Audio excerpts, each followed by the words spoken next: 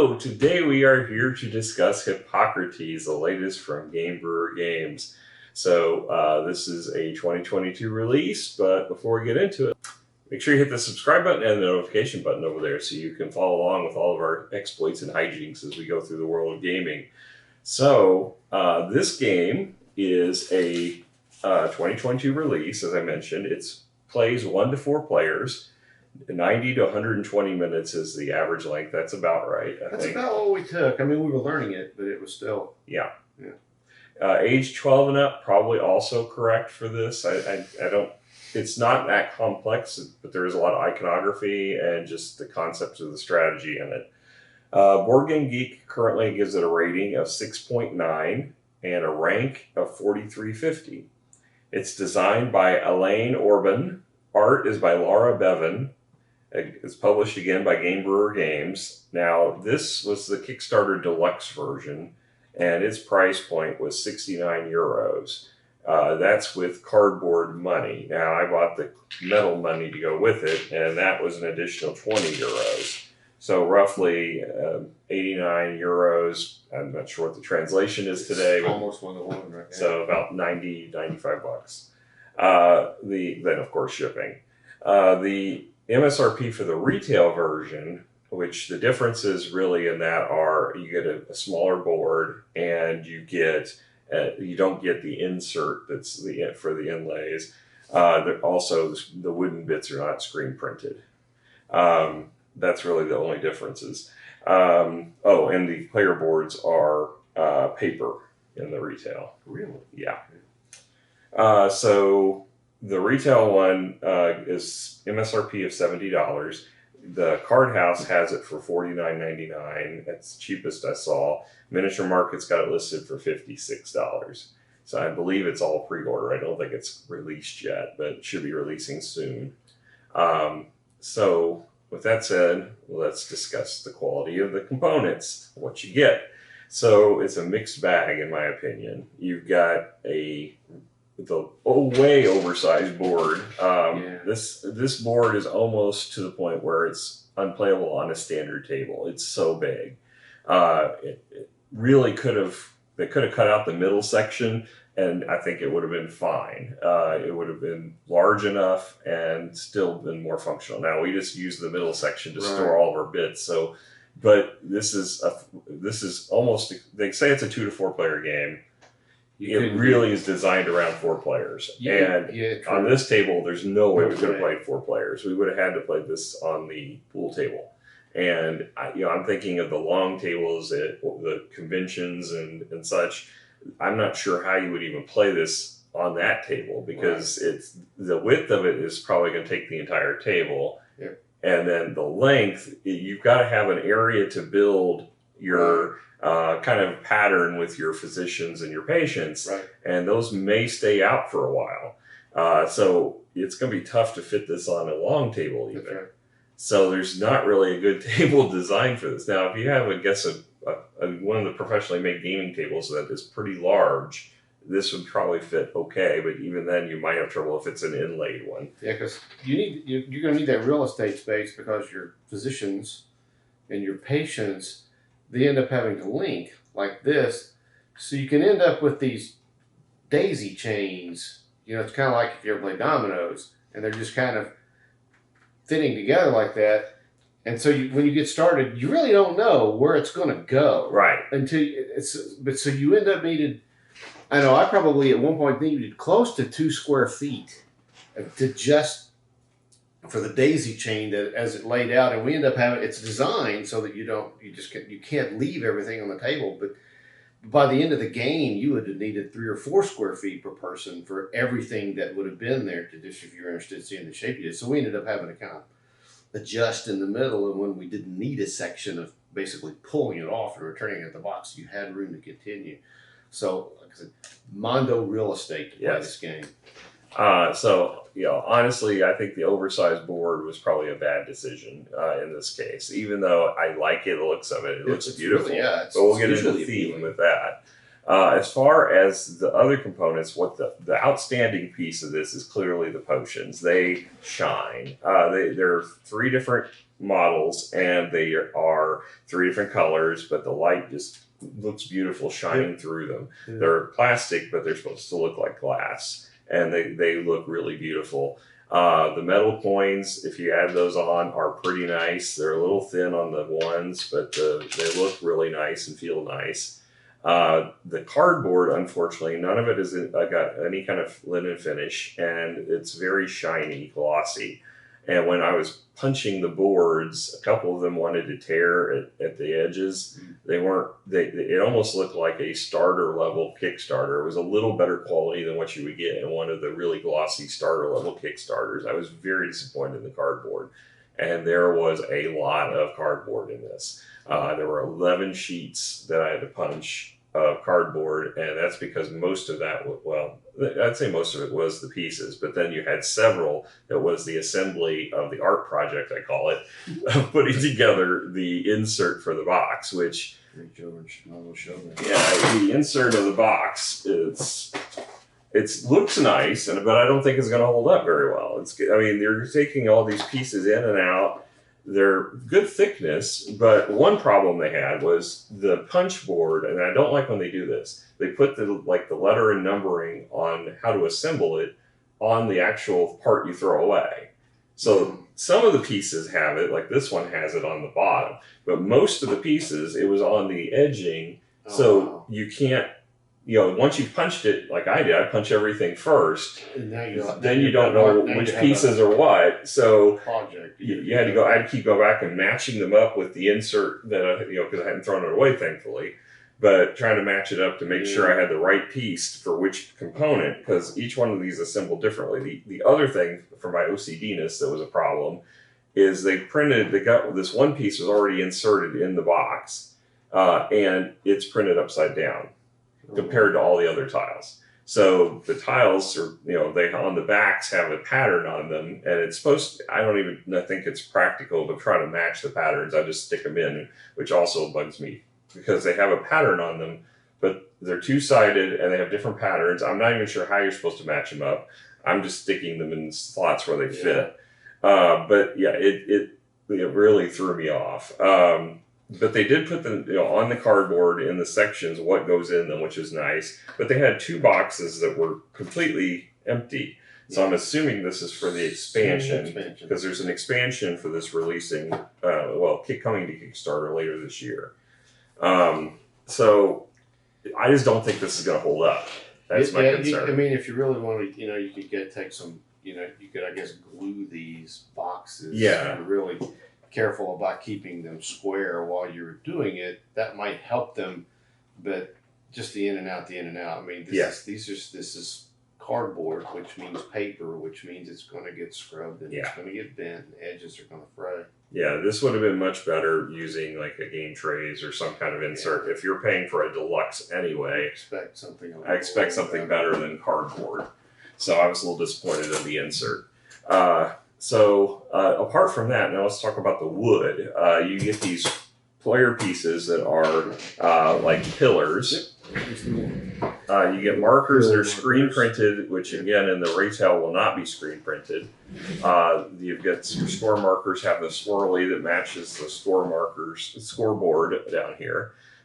One thing that was odd is the retail scorebook track only goes up to 50. So they printed these cardboard tokens that say 50 and 100 on either side. Right. But on this deluxe version, the board goes up to 100. So these really are kind of superfluous. Even if you do pass 100, they're not. Basically you have to use this side of them now. The 50 side is useless to you. Although I will say, after judging from last night's game, you would have had to get over 100 points. You would have had to have a perfect, error-free game from a strategy and tactics perspective, and then the way the dice would have had to absolutely go your way every time to get 100 points. Because there's a lot of balance here between. Yeah, you broke 50. You were the only one that broke 50. So all in all, it's a mixed bag. As far as quality of components, I'm probably going to give it a 7.5. I think that's where I'm at.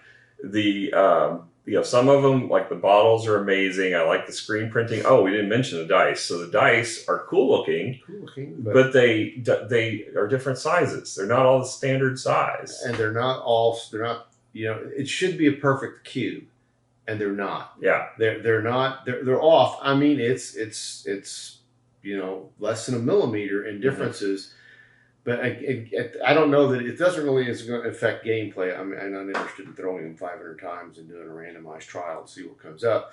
But it seems to me that the quality control at the plant where they were being made was not there.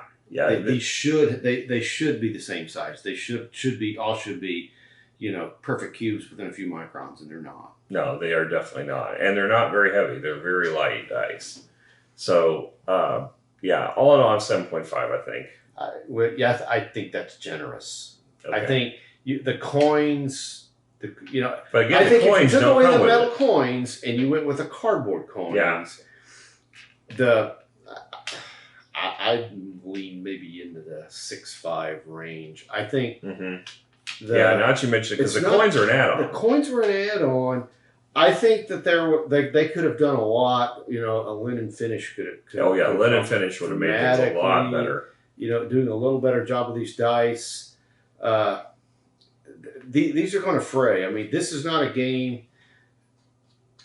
These eventually are going to start to fray because they get used. You're taking these; they're being bumped, which they're going to get scraped. Mm-hmm. There's just no way to do that. So you're going to have that happen, or if you're really somebody and you just love this game and you're playing it over and over and over again, you're going to have that issue. And it may be something where you're going to stop and do you may have an art project for doing some edge repairs along the way. So I think I'd go 6.5 or 7, but that's the max. Now that you mention it, one of the things I meant to bring up, do not punch this in your bed. Because I've never seen a game do this. When I punched all this out, I had a pile of cardboard dust on the floor. There was more than I've ever seen in my life. That's little shards of cardboard. It's a dirty plant that it was manufactured in. Because that's what that tells me. When you're punching the board, just the hanging edges just fell on the floor. Yeah,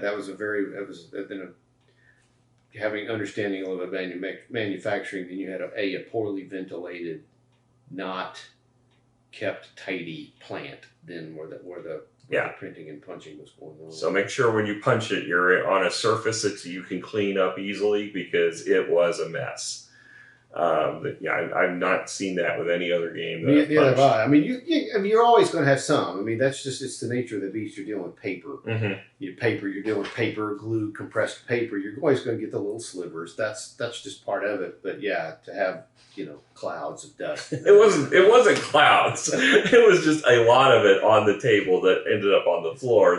When enough you can go and make a cloud, you got an issue. So, all right. So let's talk about the theme. Okay, I love the theme of this game. So it's the start of the medical world. Hippocrates. He's retiring. He's passing on his knowledge to future physicians.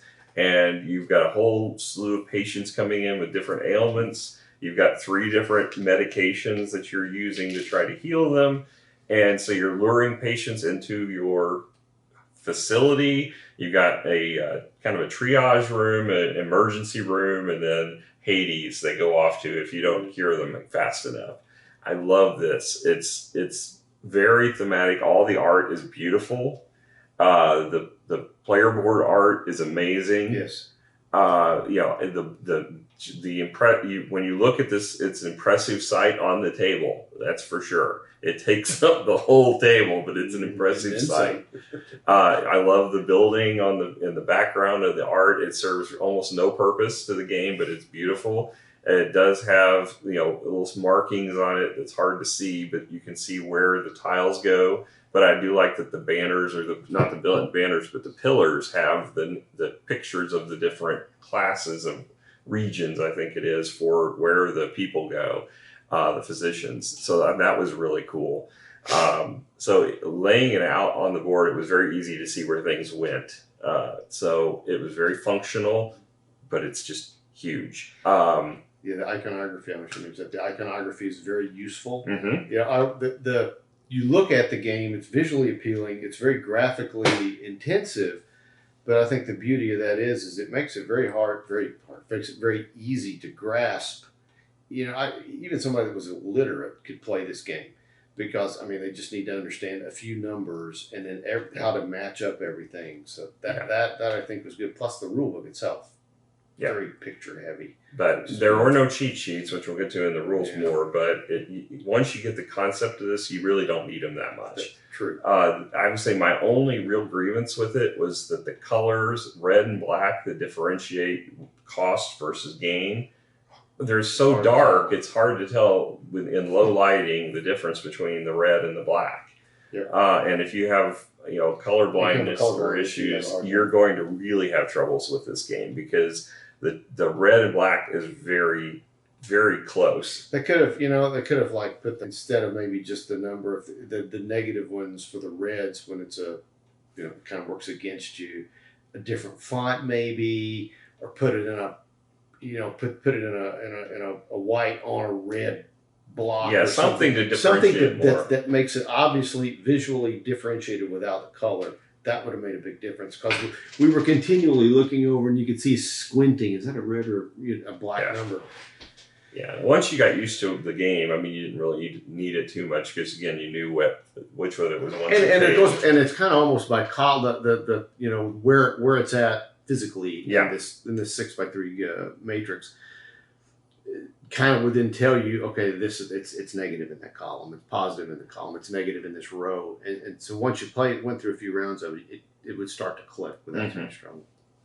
Yeah. So, all in all, well, the other thing is the colors. One of the big grievances for me personally, because I always play blue, is the blue is not really blue; it's green. Yes. So even though the cardboard indicators for where you're supposed to put your player markers show it as blue, it's really a green pillar. And the teal die that's supposed to represent the teal cardboard is way darker than it should be. So it doesn't match with the other ones. All match pretty well with their color, but that one is just way off. It's like they come completely way too dark. They should have gone with like a light blue because it's almost more of a light blue than a real teal anyway. But yeah, it was just the colorization of the blue and teal. This was the blue that should have been in the blue piece in here. And I don't know, maybe it was just they had to make some cost trade-offs because, like I said, these little potion vials are really nice. And to go with the same style for all of the wooden parts, they could have, using this same kind of plastics manufacturing, I think they could have maybe done a little bit better job of color matching, and maybe the dice have been translucent. To me, that would have, a consistent thematic and all of that, I think would have helped. My guess is it probably ended up being a cost trade-off to go with these instead of the plastic. Yeah. So thematically, I think I'm going to give this a 9. I love the theme of it. It's beautiful. It's got some minor things that could have been better. It's not complicated, for those of you that have played Scythe or Too Many Bones or some of these other games that are just, it takes hours just to kind of learn and grasp. This one wasn't like that. No. You very quickly grasped it. What's going on, and then trying to figure out how you're going to try to get to max points wins. How are you going to get to max points? So once you get the mechanics of it are easy to grasp. That's usually kind of my philosophy. The first time I'm playing a game through, it's understanding the mechanics. How does it work? How's it going to fit with the strategy? Well, that took about a fourth of the game to really grasp that whole first round. After that, it was like, okay, got it. And you had options as you went through the game to which direction you were going, to how you're kind of trying to play your max point strategy. But yeah, thematically it's great. Mechanically very easy to grasp once you're getting on with it. So I like that they did a good job with that of making something that they could have made extremely complex, and they made it sufficiently not complex to where you're not having to spend so much time. Okay, what am I going to do now, and how does this mechanic work? To where you could actually think about your strategy, which they get an A+ for that. So what's your score? Oh, I did 9+. Okay. For sure. All right, so let's discuss the rule book now. So first of all, it does have a sheet just to tell you what you're getting, and from a deluxe perspective, I like that. It's not really that important, but it's a nice touch to have. This is, as you buy a Kickstarter version, this is what you're getting, because it help you confirm, yes, I got everything that I'm supposed to as upgrades. Now, I say that there's supposedly a promo pack that they didn't ship with the Kickstarter, that for whatever reason they sent snail mail, very slow mail, and it still hasn't arrived yet. And it's on a slow boat from China.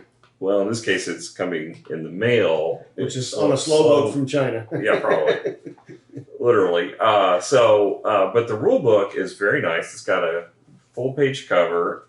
It is 16 pages in length, and it's got the first. Is kind of the story that I just kind of went over as far as Hippocrates' retirement. And then the component sheet, which has pictures of all the items. I always like to see that instead of just text telling you the names.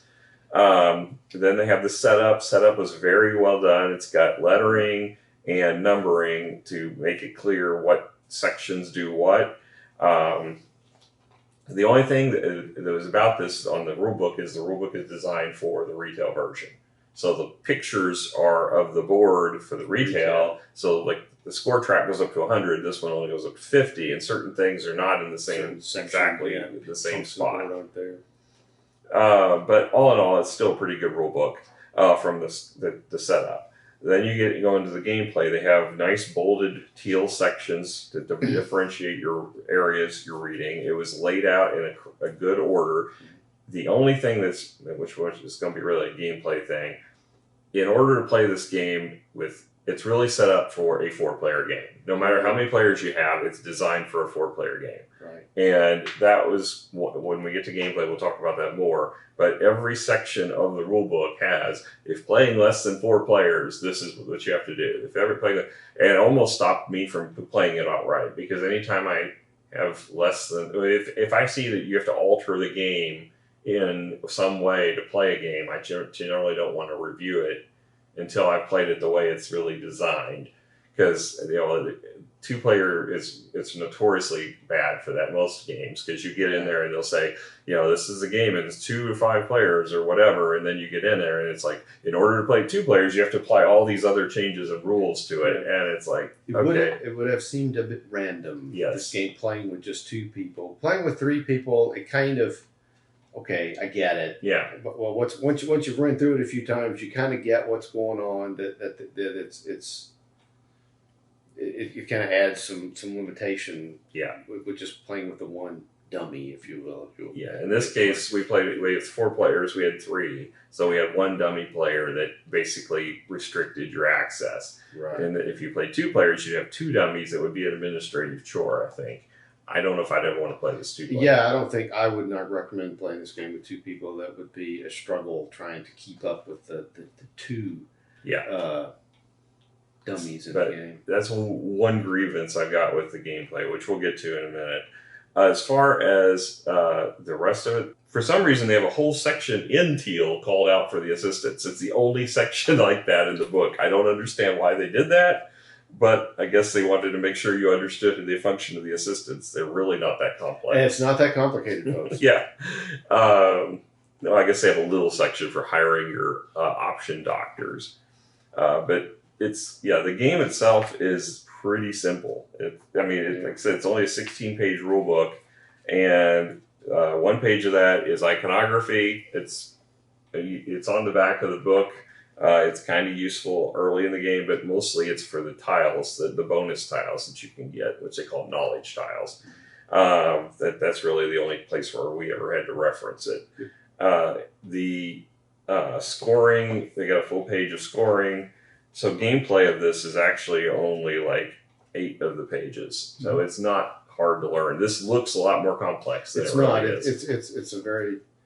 I would almost use the word elegant game design. Yes, I'm going to give this. I'll rate this rule book probably I'll give it 8.5. I think it's really well done. Yeah, at least. And as far as this game, I would call this a medium weight game. I don't think it's heavy at all.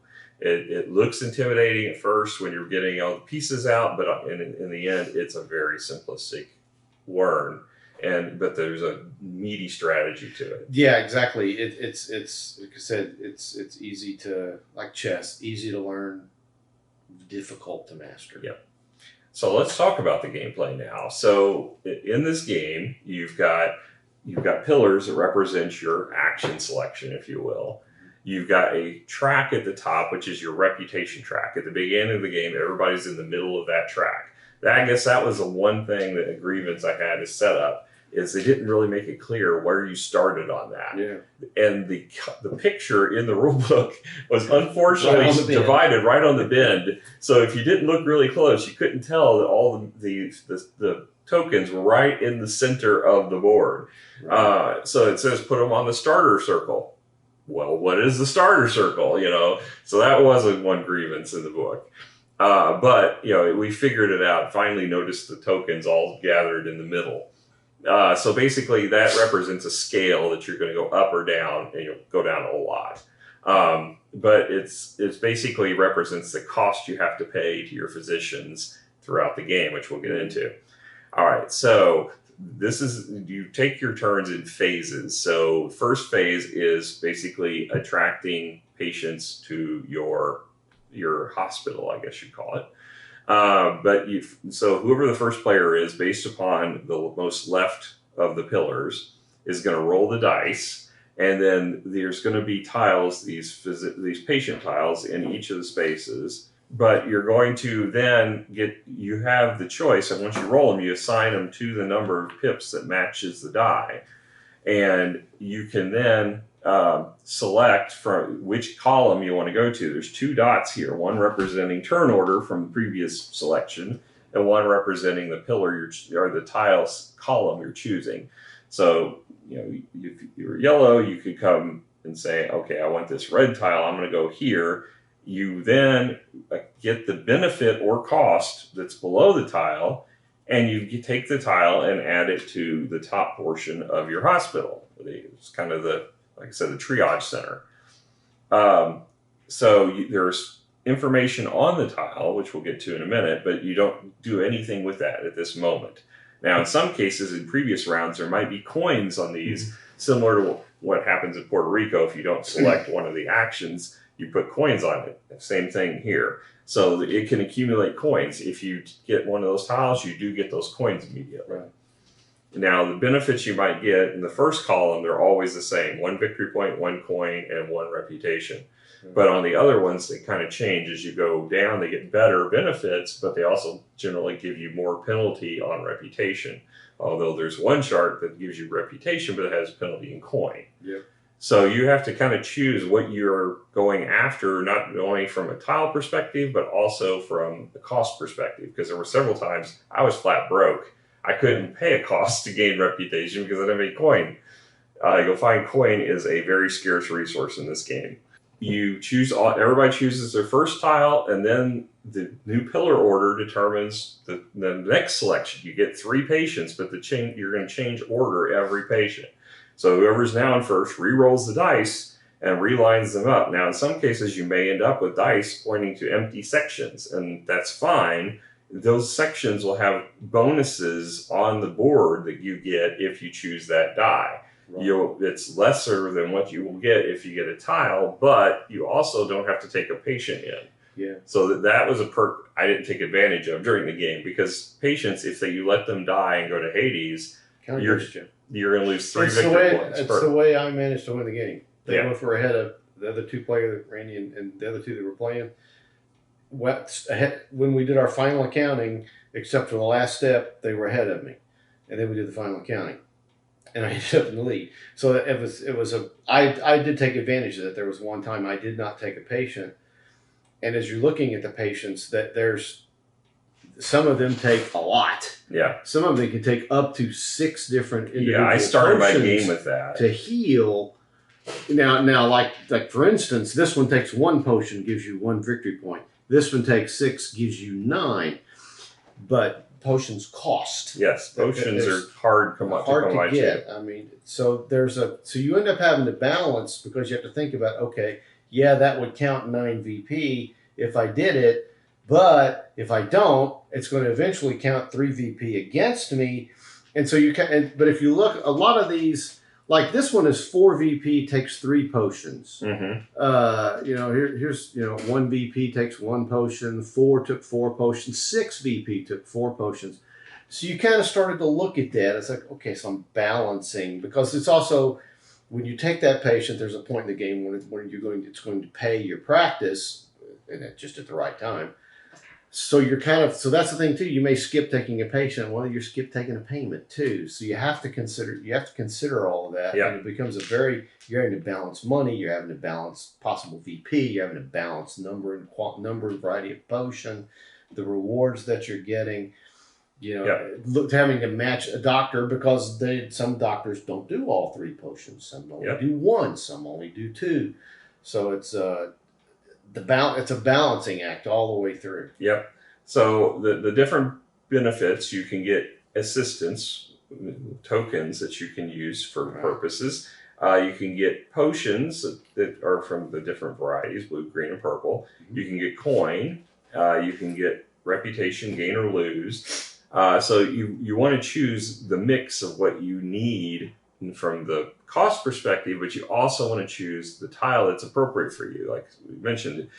And the other thing is the ones that are worth less victory points are generally worth more coin. Yeah. Because each of these patients pays you at the end of the round after you've selected your 3 dice and potentially 3 patients. You get paid by those patients that you took. And it does matter. Yes. So like the one over here that's only 1 gives you 7 coin versus the one that was 9 gave me 2 coin. So, you've got to decide what is the right mix for you. But you also have the limitation of your turn order on the board as far as choosing, because there's 6 columns, but if you're 4th, then 3 of those columns are gone to you. So you may only have a choice of 3, and some of those may be empty. So you may not have a lot of choice. And that's where the assistants come in handy. Yep. So the assistants, you can use them, 1 action you can do with them. You can always burn them for 2 coin or 1 potion of the color of the assistant. Yep. The other option is you can use them to choose a different tile than what you would normally get to pick. So the green one lets you choose any tile in the same column, any of the 3 tiles. So you can just move the die. Like if I chose the purple, I can move it up here, even though it's a 2-pip, and choose the first tile. The blue one lets you take a die and swap it with another die in the position that from the pip count it would have normally gone to. So I could take this purple, put it on the 2 over there, and take the black and move it up to 3 and choose the purple tile 3. So they work similarly but different as far as one's vertical and one's horizontal. And then the purple lets you choose the upcoming tile from the stack that's going to be coming in the next round, because you don't backfill these tiles until the end of the round. So it gives you the option of taking a 4th tile in that column instead. So that's what the functions of these do. And I used them for pretty much all those functions during the game. I used them to cash in for money when I was short on cash. I used them for getting potions, and I also used them for the dice manipulation. Which I thought those were really cool. And that's probably why they called them out so much, because they are pretty cool functions. So after everybody's chosen all their patients, then this whole section of the board is basically useless till the next round. After the patient phase, you then get the money that's pictured on the tile for the patients. So they pay you for your services. And that's ranges, like I said, from like 2 coin up to 7 coin per patient. So I averaged like 13 coin or something like that. I collect those coin, but then I have to pay the physicians that I have already in my practice at this point. And at the start of the game, the middle of the reputation track costs 3 coin, and there's ranges around that. So you can get it down as low as 1 coin or as high as 5 coin, depending on your reputation, how much you're going to have to pay your physicians.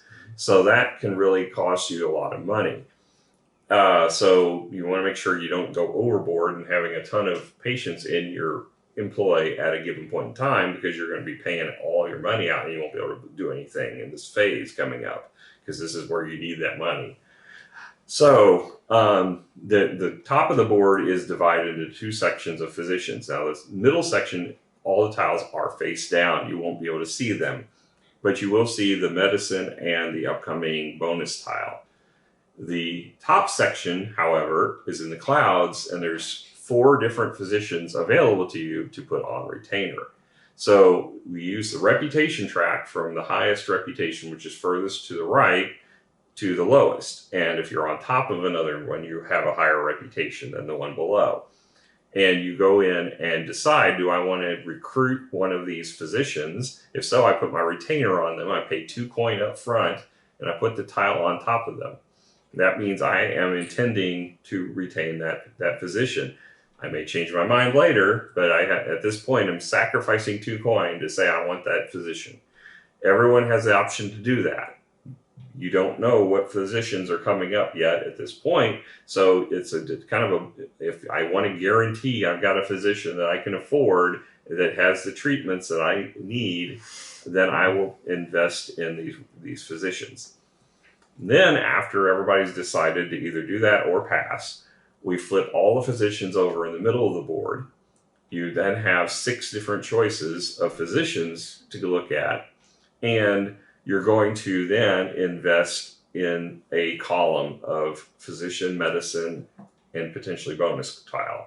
You have 3 ways you can do that. You can either choose to buy the physician outright, or you can buy the medicine outright, or you can buy both the physician and the medicine, and you get the bonus tile basically as a combo set if you do that. But you have to have a lot of money to do that.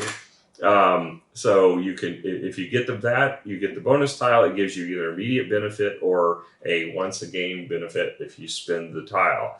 The tile also has alternatively can be cashed in just for a potion. If you don't like the benefit of it, but you need a potion really badly, you can cash the tile in for that. So it's really cool when you do manage to pull that off, but I only got to do it the first round of the game. I got to do once. Yeah. For me. Miranda did it like 2 or 3 times. Yeah, she did. Yeah, but yeah, you have to have a ton of money to do that. And as we mentioned, money is very tight. So you then, after, everybody goes through and does 1 round of purchasing there. Then if you still have cash left over, you can go back and purchase the physician that you retained at the end of that selection. And that, again, is chosen in reputation track order. Right. So reputation track is very important along with down here. I've read some people's complaints that the reputation track felt less important because it was more important to get the cash and sacrifice the reputation down here. And I could see that criticism because cash was very tight. But I also ran into situations where being on the reputation track at the bottom of it was very painful because all the good physicians that I needed were gone. Because there's the physicians that we mentioned, they only practice in certain types of medicine. And if you specifically have tiles, like all of mine had green on them, I had to have physicians that had green. And if there's only 1 or 2 out, they can get snagged before you get a chance to get them, and you can be in a real bind. So you want to get a mix when you're getting your patients of ones that have different colors of potions and also different numbers of potions. Like I burned in first round, I think, 9 victory points. I want one of those guys. That cost me probably the whole game. And that leads to my first complaint about this game. There's no catch-up mechanism. Yeah, once you're behind, you're behind. You're behind, it's going to be very hard for you to come back. I was behind in potions the entire game. And once I got behind in potions, I couldn't catch up because I spent all my potions on that tile. I don't think I will do that again. But worst case scenario, if you don't have the money to pay for one of your physicians and you lose a physician, you're pretty much screwed for the rest of the game. I can't imagine a scenario you could come back because you're not going to be able to heal your patients. They're going to die. You're going to lose lots of victory points, and you're really going to be in a bind. So this can be a brutal game if you do not plan well. Now, thankfully, none of us ever lost a physician. We always had the cash to pay, and they try to make that the case because when you take patients, you're going to get more money than if you don't. But if you get those patients, then that's more ammunition that's going into your pot that you don't have a physician to fill. So you're going to have to buy more physicians, which means you probably have to put one on retainer and buy a physician down here, at which point you're sacrificing potions, Right. or you're going to have a ton of money. I ended up doing that just once, where I didn't take a patient, and then when we got to the payment part, and I was like, oh, crap, that's like 4, 5, 6 coin I'm not getting. So it impacted then temporally the way I had to play that round. So it's again a balance. And you know, if you like Randy, the way you did it, you went with, you know, with the big VP went straight up, you're almost locked to that strategy then. But then you're going to have to figure out how to play that for those very 3 rounds. Yeah, I was struggling for potions. Now it was the like, rest of the game. how do I get now it's all about getting potions then, you know, and having physicians to match to do that, which makes it hard, because also consider with gameplay, you know, if whatever you bought, whatever patients you took on in this round, you've got one round, you've got this round and the next round to heal them. Mm-hmm. And if you don't, they're out the back door. Mm-hmm. And oh, not so much a back door as in the morgue. Yeah, well, out the back door to the morgue kind of a thing. And so you're just kind of that's so if you know to go with that strategy, oh, that's great, 9 VP, but that's tough. Yeah. Because now you're locked in. Now we'll say you're almost locked into doing that patient.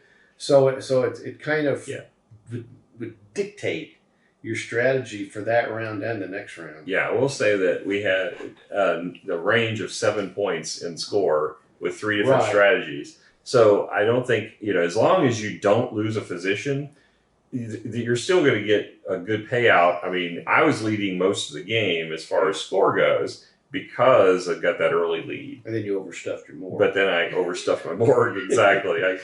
You know, Hades and I are good friends. Let's say that. I was sending a lot of people there. So, you know, I would not trust me as a physician or my hospital. But, you know, we did take in a lot of cash from the patients we brought in. Yeah, I'd say, you know, you have to make sacrifices in this game, and you cannot. I don't know if you could make it through this game without ever losing a patient. Yeah, it's going to be tough. It'll be a tough challenge. The only way to do that is to not take them on. Yeah, don't ever take a patient in. And you can't do that. You have to. Because at most, if you don't do a patient, it's going to cost you 3 VP, and that's. I think if you looked at it and stacked everything up, you know, you wouldn't want to go into it with a strategy of I'm never going to kill a patient. You're going to end up dead last if you do that. So you have to accept that some are going to push all the way through. That's just kind of just impossible, I think, to do that. But it just becomes I've been using the word balance. That you have to have with your tactics. You've got to balance the correct not only type of physician but number of physicians, because you know, you only have so much cash, and if they're still active at that point in time where you're paying patients, because then you got to pay them too, and so they're each costing you 3. You know, kind of as a salary, if you will, and that can hamstring when you're then trying to get potions and trying to get additional physicians that you may need. So I kind of went to with a strategy of my strategy was to try to bring a physician in and then use them up as fast as possible, and so that when I get to the payment, I only had at most 2 physicians each time. I think Rand had 3 at one point. Yeah. Well, that's expensive, and that can hamstring what you can do.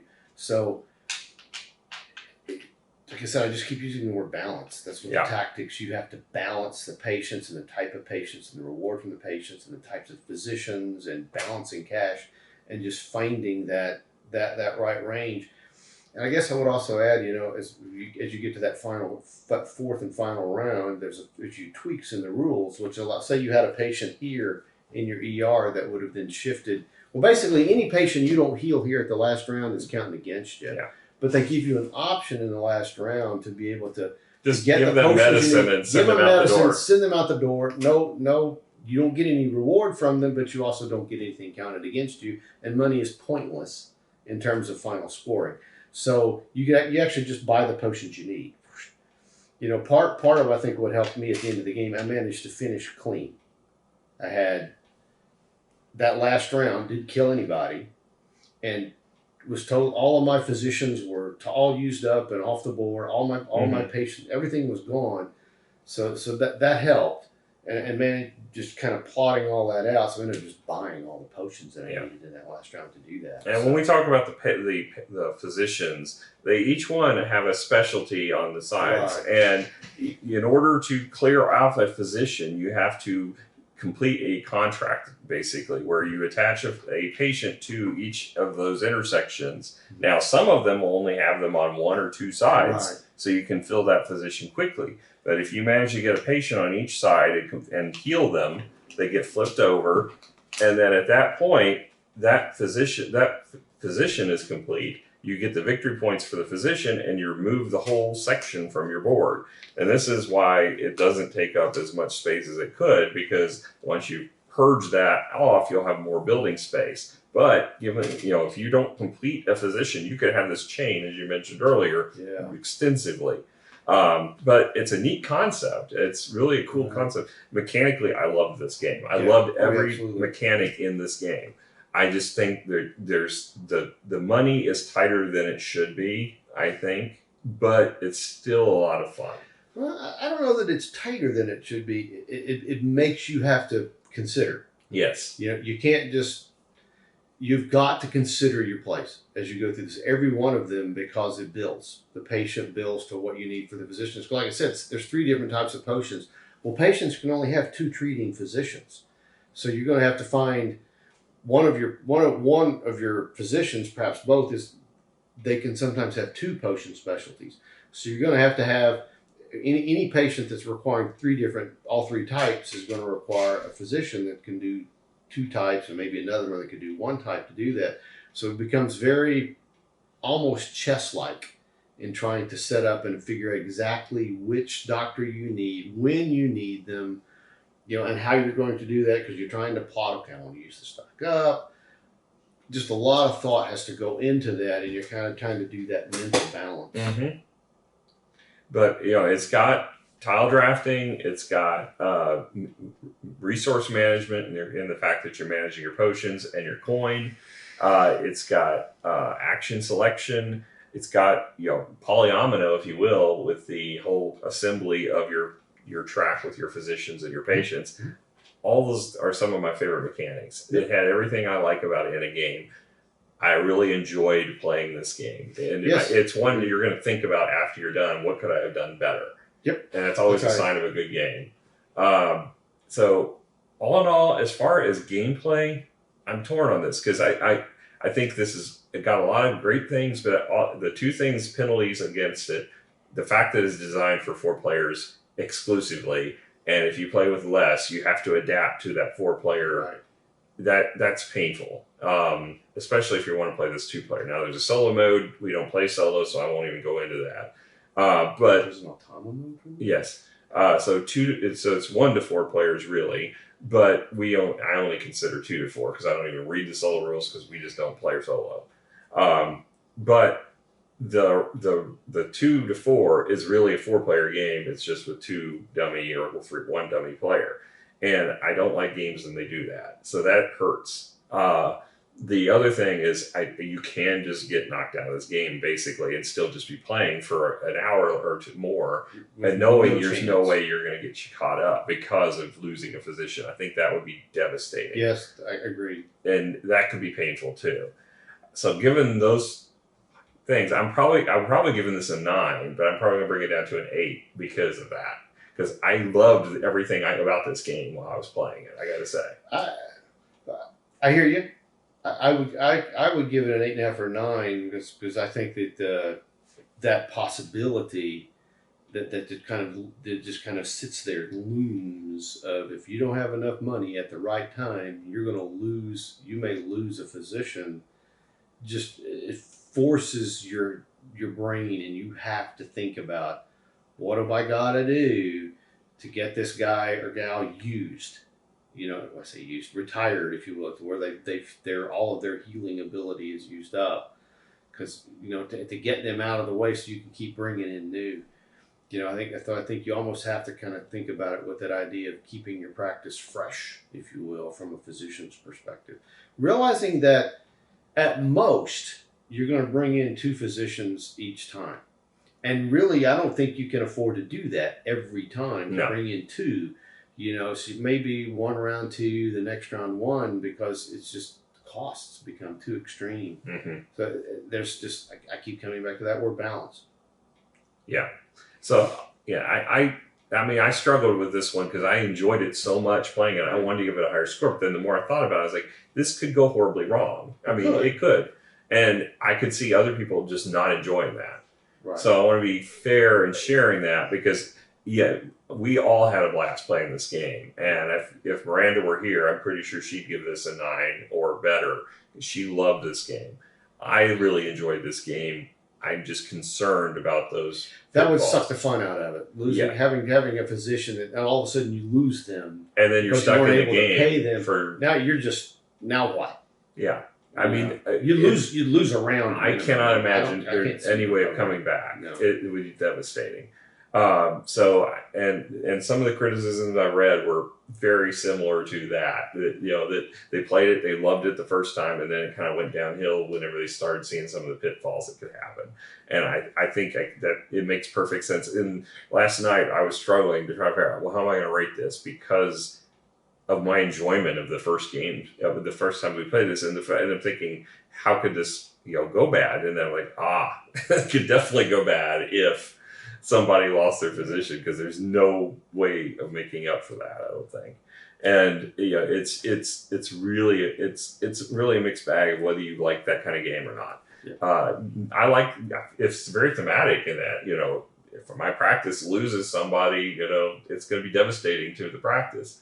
So it makes sense thematically with it. It's just, you could be easily eliminated from this game and still be stuck in the game. So that is our impression of Hippocrates. And what would you, I guess one other question I would have, in terms of replayability, I think that it's not unlimited. No. I think several times, and I won't put a number on several, but eventually this game is going to get to the point to where you're just gonna be able to see it and immediately know, okay, this is what I've got to do to make this work. So I think the replayability on it is not in any way unlimited. But what could happen is this is a game it's easy to teach. So if it's not an intro game by any stretch, but for folks that are at least have some experience, for somebody that knows this game, it would be very easy for them to teach it to 3 other people and kind of introduce them to the game. So if you did it kind of like that, then I could see this game being pulled off the shelf. Well, and there's an expansion coming. Yeah, I could see it in a situation like that, where especially if you're bringing in new people, you could be pulling this game off the shelf quite a bit. Yeah, and if you like puzzly games, this definitely is a puzzle. And like I said, it's a game you think about after. Mm-hmm. So, all right, so that is our wrap up of Hippocrates. So if you want to share your thoughts, go ahead. There's comments right below. Make sure you share them with us. We'd love to hear from you. And make sure we'll be at Gen Con coming up in August. Miranda, Rob, and me will all be there. So if you see us, stop by, say hi. We'll be doing a lot of gaming in the JW, so join us. We'd love to have you game with us. So, all right, until next time, bye.